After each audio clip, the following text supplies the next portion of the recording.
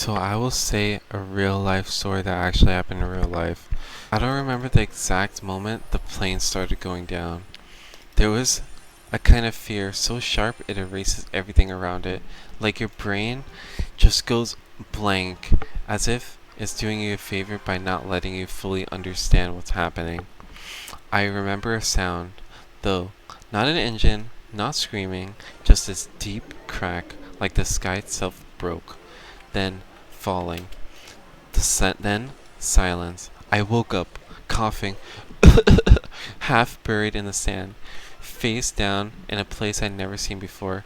My clothes were soaked, my arms scraped, the air tasted like smoke and salt. I turned my head slowly, saw the wreckage.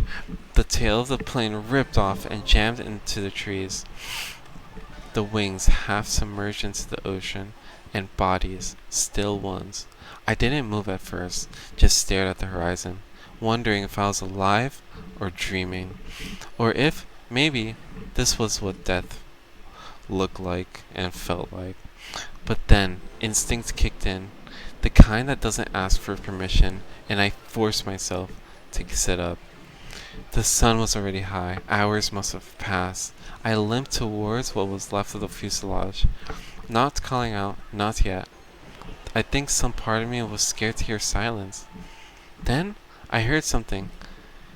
Far. Faint, but real. Hello! Is anyone alive? I followed his voice, climbing over the twisted metal scorched plastic and luggage that had exploded open across the shoreline, like someone had spilled a lifetime's worth of belongings.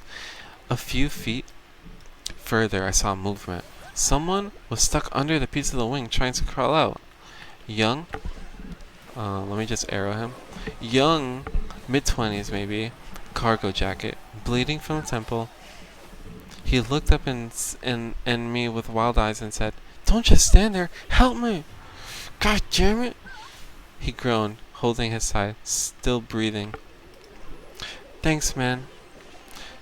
My name's Theo. What about you?" Joe. Joe. I said it like this. Joe. "I think we're the only ones." I didn't answer. I didn't know if he was right. I didn't know if I wanted him to be. We spent the hours passed. We spent the rest of the afternoon gathering anything that wasn't destroyed. Some clothes, a dented water bottle, one half a sea cushion that we turned into a pillow. I found a backpack jammed between the rocks. Inside was a flare gun, a cracked mirror, and a protein bar that tasted like sawdust, but it was food. We tried to count the bodies, but we stopped after 5. Yeah, I lost the game. We stopped at 5. Theo didn't say much. Well, I almost won. Theo didn't say much, neither did I. But when the sun started to dip and the shadows stretched across the beach, he turned to me and said, "We can't stay here. The ocean's too loud. You can't hear anything coming." "Coming?" I asked. He didn't answer. We moved into the tree line before dark, found a clearing just off the beach, dry enough to sit without sinking.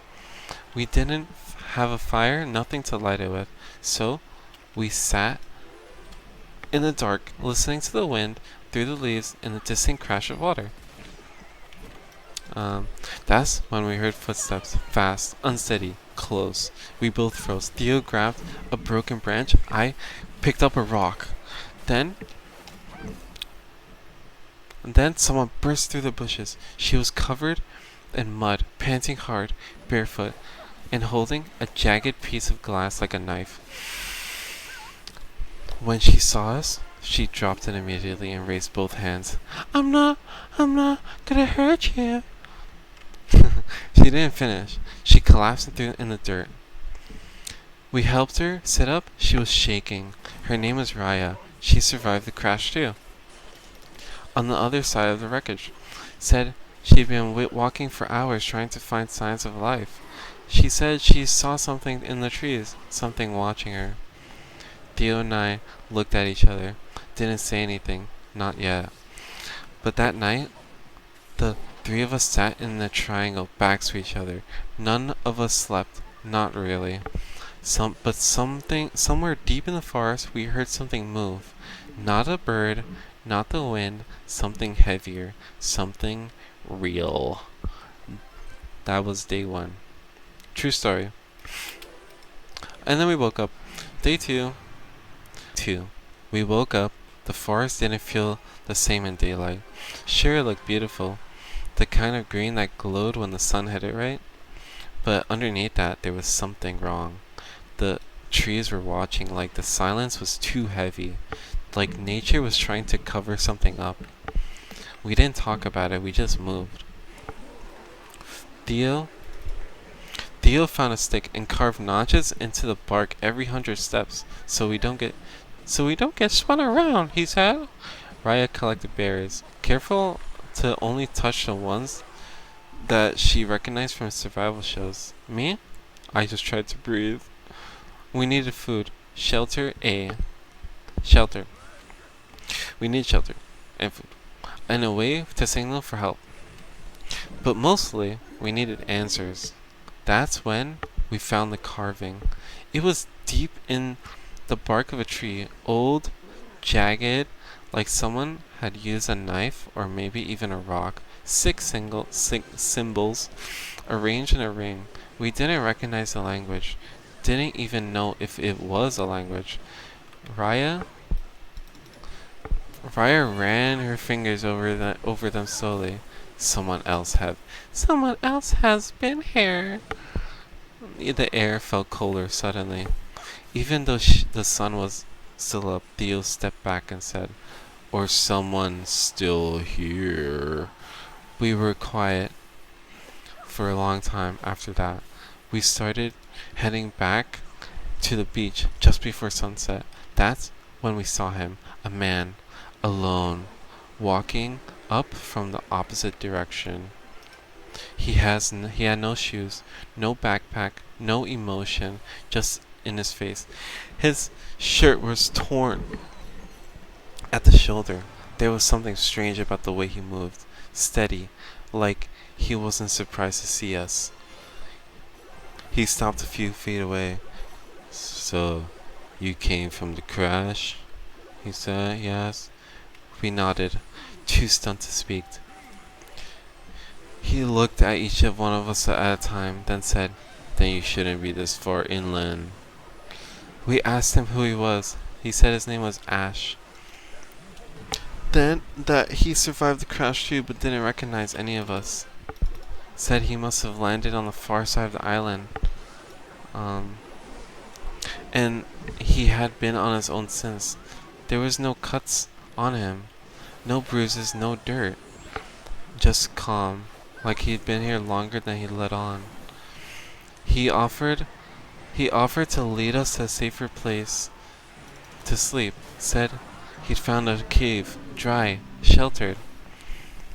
Theo didn't trust him.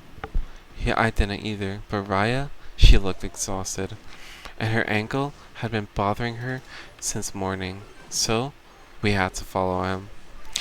The path twisted away from the beach, deeper than we'd be gone, and just when I started thinking we made a mistake, we arrived. A cave, just like he said, hidden behind vines, high ground, out of sight. Inside was cool, quiet. Behind, quiet, like there was even a pile of dry leaves. Someone had made it into a bed. Raya, sat immediately, breathing hard. Theo I won. Next, let's go. I sat down immediately, breathing hard. Theo stood near the entrance, still gripping a rock like a weapon.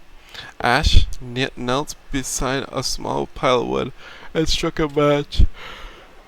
The fire lit instantly. Too fast. Like he's been doing it before or something. He looked up at me and said, and asked, "Have you seen the markings yet?" I froze.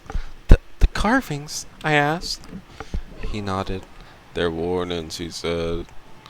But most people don't understand them before it's too late.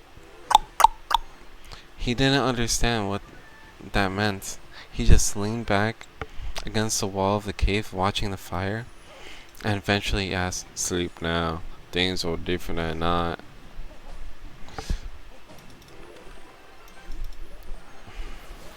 he closed his eyes, calm, like he'd done this before. That night, I didn't sleep. Neither did Theo. And somewhere outside, we heard footsteps again. But they didn't stop near the cave. They kept walking, circling. When I turned towards the fire, Ash was gone.